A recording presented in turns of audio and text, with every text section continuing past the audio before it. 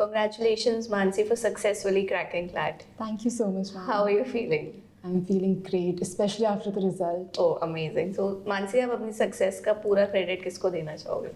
First and foremost, my family, especially my sister, and obviously after that, law prep, because their guidance helped me along the way to finally clear CLAT. Okay, amazing. तो अब आपने जैसे crack कर लिया CLAT, तो आपका future plan क्या है? क्या करना चाहोगे आप next? Future plan per se, first though I want to give my 100% to the college, and after that I've not really planned much.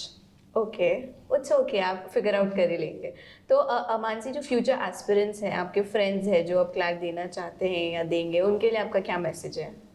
First and foremost, to be confident and to listen to your teachers, especially when they are telling you to do something, because you might not agree with it, but in the long run it does help.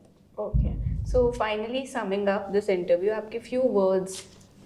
I would like to thank Law Prep because they always had confidence in me and that made me confident, and they helped me along the way, cleared my doubts and gave me that extra nudge I needed to finally clear CLAT and get the college I wanted. Okay, so I wish you all the best, Thank you Mansi. so Thank much. you.